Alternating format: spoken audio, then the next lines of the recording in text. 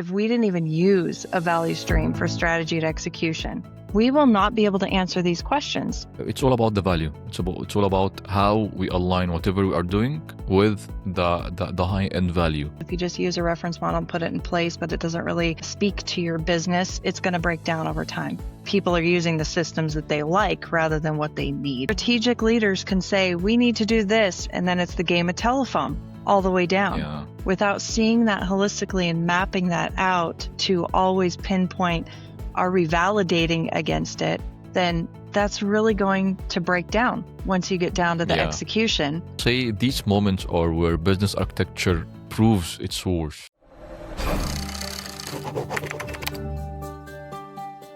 Welcome back to the Analyst Architect. Imagine approving a building design. The vision is very clear, the purpose is agreed on, everyone signs off on what the building should become. Then construction starts, teams work hard, the right materials are being used, progress reports look positive and busy. However, decisions are made day by day without constantly checking back to the original design. By the time building is finished, it technically stands, but it doesn't fully reflect what was intended on paper. Not because people didn't execute, but because execution slowly drifted away from the intent. That's what happens in many organizations as well. Strategy is very well defined. Initiatives are launched.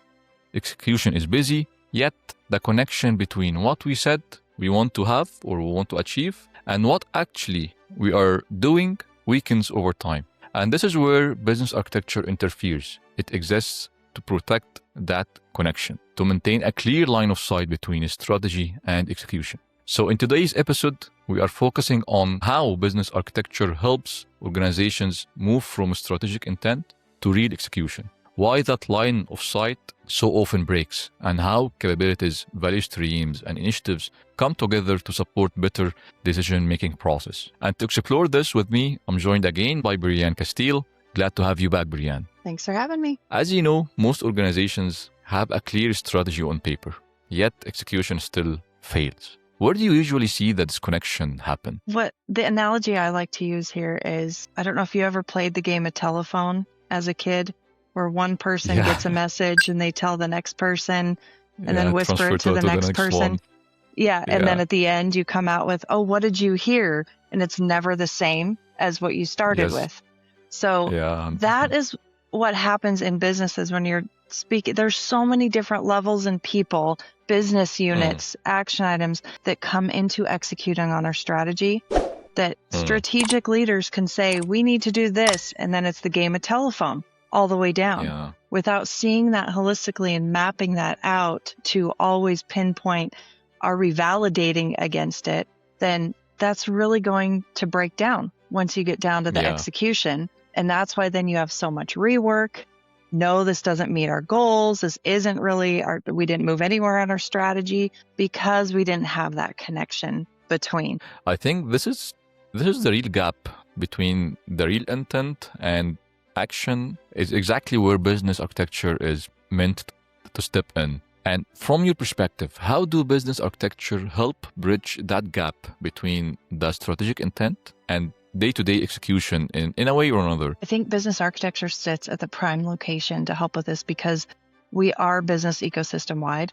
We are holistic. We don't just work in a specific business unit or in delivery, right? It should be from strategy to execution overall. So I think that can really connect especially in the previous session that we did, we talked about develop strategy, deliver initiative.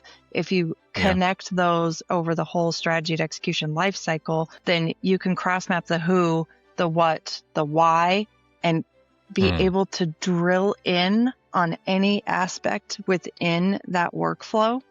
Again, I'm using that workflow term because some don't like value streams or whatever, but it is. And when you can drill in on that, then you can really connect the transparency between all of those stages, all of those levels. So just keep that in mind. If you didn't watch the last episode, go watch that because you will see that value stream go through there and be able to see who, what, where, why are we actually pulling the levers on to get down to execution and have that transparency. What stands out for me, Breanne, is that business architecture doesn't replace any of the business functions we discussed. Like you mentioned before in in the previous episode, it's about collaboration. It's about connecting them together. It's about providing continuity. So strategy doesn't reset every time a new initiative starts. Do you agree with that? I do. Yes, that would be awesome. Thank you. And that connection becomes very visible when leaders start asking familiar questions like, how does this initiative support our strategy? From your perspective, how should business architecture help answer that question clearly? I would say business architecture is not always just the artifacts that we do. We need to have the mindset, which we'll dive into as well, but it's scenario based. And this is a great scenario. But again, our business architecture is only going to be as strong as our foundation, as our knowledge base. Yeah. So we need to make sure that our knowledge base is strong so that we can start to fit the pieces together in that whole line. So if we do have that, our value streams cross-mapped, as we're talking about, people, process, info, tech, along that develop, strategy, deliver, initiative value stream, then we can put in the capabilities, what business units, processes, initiatives are flowing through there. So we can see, okay, this strategy aligns to this initiative. This initiative aligns to these projects. Now, if we're in business architecture, right? Now, if they're in execution on 10 projects, they say, so why am I doing this? We will have that visibility to then have that line of sight upstream or downstream to provide that information. And then always checking the alignment. Is what we're executing on still aligned to the business strategy? So there's a lot of flow in there. Upstream, downstream, it's never stagnant at one piece in the workflow. It's always moving. I totally agree with you. And this will bring us to the next point where I know that it's not about artifacts or deliverables. It's about more getting clarity, have certain relationships, collaboration, and so on and so forth. Practically speaking, from an architect's perspective or a practitioner perspective, what artifacts or relationships matter most when creating a line of sight from the strategy to other business architecture artifacts like capabilities, value streams, and even initiatives? As you've probably heard me talk about, my favorite is always value streams, because we are here to provide value to our organization, to our end users, to our customers. So first and foremost, the relationships, the artifacts that matter most, especially in this case, strategy and execution, is going to be your value streams. Then when you do have that, as we mentioned, all of those pieces cross-mapped in there, we will know where to drill in on to bring that value, to answer those questions. But if we don't have those cross-mapped to our value streams, or even using value streams, take it out. If, back to one of our first sessions, we said, why does value streams even matter, right? Yeah. If we didn't even use a value stream for strategy and execution, we will not be able to answer these questions for our engineers, 100%. For our delivery partners, for our strategists, for our executives. We just wouldn't have that tool in our tool belt. So I think the important piece is to know that with any scenario, strategy and execution is another one. It is the most important, I feel, because we need to deliver that value. But know the artifacts, know the tools that you have in your tool belt, which ones to pull out and when. It is never the same, rarely ever the same, but know which ones to pull to answer these questions to deliver that value. I cannot relate more, and I think this aligns strongly with how I think about it. It's all about the value. It's all about how we align whatever we are doing with the high-end value. It's not about producing more artifacts or deliverables. I think it's about more strengthening the relationships between all the activities that we are having within the organization, whether it's a business, a technology, whatever it is, with the higher value. Do you think that creates a clear recap for that? Absolutely. You have to create that line of sight and know the connections. Yes, but this will bring us to one critical point. Even when those connections are in place, I think one of the challenges for practitioners and organizations as well is to keep them intact over time. This is where I see or have seen clients and organizations struggle with. From your perspective and from your experience, why do organizations struggle to maintain this traceability over time, especially when strategies evolves over time? especially nowadays, introducing other emerging technologies, Gen AI, and so on and so forth? Yeah, I'll go back to that stable knowledge base, right? You're going to break down, as we talked about with the reference models. If you just use a reference model and put it in place, but it doesn't really speak to your business, it's going to break down over time. So most importantly, I would say we have to build that knowledge base, the stable knowledge base to pull from over time. No matter what strategies are for the quarter, for the year, because sometimes you have to react. Sometimes strategies have to change. We have to be agile, right? So if we don't have that stable knowledge base, our traceability is going to break down. Also, if we don't have the pieces mapped for strategy to execution to our knowledge base, and continually, as you mentioned, always go back and evaluate those, make sure they're up to date, because that is on us to do as well. Has our strategy changed? Okay, what impacts down the line is this going to have? What do we have in flight, our initiatives that need to stop or start, so we can actually, with that line of sight, keep that updated, see the impacts of change before they actually happen, right? So making sure that we have that line of sight in there. And then also I've seen how some things break down because we work in silos. Once you have siloed off your work, that really breaks down your traceability. So you really have to keep those people together, have your sandbox healthy, have all the people coming in your collaboration model to play together. Then we can have that traceability. But as soon as we start drawing lines across business units, levels of an organization, the culture, it could be a whole bunch of different things that could impact this. But that's when traceability starts to break down. I cannot relate more. And I see this happen when execution moves faster than alignment or than collaboration with other business units and other architecture domains as well. Initiatives keep going because they are approved, even when the strategy they were linked to has shifted or have been updated or something.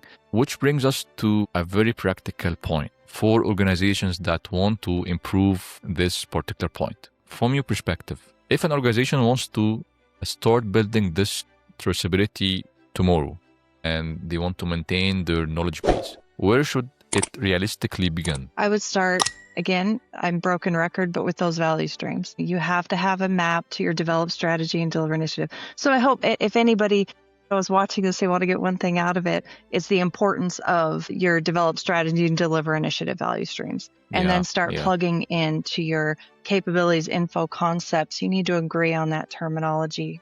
But once you start mapping your info concepts, meaning your strategy, your objectives, your initiatives, courses of action, projects, epics, if you have whatever works for your business, then you can really show that golden thread between all of these pieces. So you can actually map in your strategy and then what comes next in your framework, your objectives, your course of action, your initiatives and projects. So that is your line of sight. That's what you need to keep updated and watching. But you don't need a full, all of your people in. You asked about how do you start, right? You could do all this without going, oh, I need to wait until next year when we redo our strategy. No, you can do it today. You could do it in the middle of the year and talk to people in your business. Hey, what initiatives are you working on? Okay, what strategies do we have? What are our objectives? You can go talk to anybody at any time, put the pieces into your golden thread, create that picture, that line of sight. Then you could start answering those questions for the business. I totally agree with you. And I would like to bring up one example on that. One of the clients I worked for had a very, very big challenge in having one knowledge base for their business services. All the business services available on their portal or their channels, they have a lot of discrepancies between them. Maybe multiple services, they have the same intent, they are serving the same target audience, but two different departments are involved in these business services. So confirming your point of view, all they wanted is to have one clear site, one clear methodology, structure, approach, whatever, call it whatever it is, to maintain their own, I'll say, business services. So of course, these duplicated business service, for example, it's only one service, but with two different departments within are serving this this service. So just by merging them together into one user interface business service to the same target audience with different workflow in the end, this helped a lot. And this proves the point that it's about the value. It's not about artifacts. It's not about whatever other information is. Do you think this relates to whatever you are mentioning here? Absolutely. And when I'm hearing you state that, and you said it's not about the artifacts, it's not about this, another thing really that comes to mind is it's factual. It's not that Omar came in and doesn't like this group of people, so he's saying divest them because this group is doing it. No, that has nothing to do with it, right? It takes all the drama out of it, as I say. You found it, mapped it together, and said clearly, these two business units are enabling this same capability. It's an overlap. We're doing redundant things. We have redundant systems or whatever the heck it may be. Yeah, yes. This is just facts, right, on paper. So then now executive, here's the facts. Now it's up to you to make a decision on, because I think what you're saying is you didn't go in and say, yeah, this is the decision. We're divesting this or we're merging or whatever it may be. We are here to provide that information, those facts to those decision makers to then go, okay, if you want to keep both of them, that's up to you. But I'm providing you with this. So I love your example that you gave. Well, I totally agree with you. And I would like to hear from you as well. If you can share with us an example where establishing this line of sight changed priorities, funding decisions maybe, or direction at least for transformation within an organization. Yeah, there's a couple. You had a great one. You know, I've seen it too in breaking down objectives into initiatives. Crossing business units, that is very, very common. That even objectives, when you start breaking those down into have your clear line of sight, you know, I've been able to see where, okay, now we have clear strategy, clear objectives, could even have, you know, course of actions, initiatives. But then when you start breaking it down into projects, different business units are going to take them. They're going to handle it in different ways. But without seeing them together, then they could be conflicting for the end user. Like maybe one is creating something on their website over here that looks like this and asks these questions, but over here they're going to ask these. You know, you have some redundancy. So, you know, that happens a lot, that without that holistic view, helping people see, okay, these are all the projects related to this initiative. These are all the initiatives related to this objective, right? We can't do that impact analysis in there. And then again, it goes same sort of thing, but the cost reduction. A lot of businesses are looking at cost reduction. Yeah. Where can you do that? That's, yes, you can cut people, but we don't want to cut people, of course. Systems is a good place. You know, I'm sure you've had this experience as well, that you have then duplicate systems uplifting the same capability. It's just different business units. So it's, I want this. Well, I want this. Okay, let's bring the facts. We're going to take the drama out of it, but we're spending X amount of money extra because people are using the systems that they like rather than what they need. It's all about that traceability, but there's so many examples, Omar. I would say these moments are where business architecture proves its worth, not by enforcing alignment or by enforcing governance, but by making trade-offs visible and helpful to leaders and to help them choose intentionally. Like you mentioned, if you would like to go with this duplicated systems, okay, it's your decision, but the best course of action is to combine this and bring the drama out of it. Yeah. Any final thoughts? No, I think that summed it up very well. Well, I think line of sight isn't about control. It's about clarity, as we mentioned and discussed. When organizations can clearly see how a strategy turns into capabilities, into value streams, and initiatives, I think execution becomes more focused and decisions become more easier to explain and defend. In the next episode, we will focus on why business architecture often produces good artifacts but struggles to stick, and what it takes to turn it into a sustained practice. Breanne, thank you so much for joining me today. See you in the next one.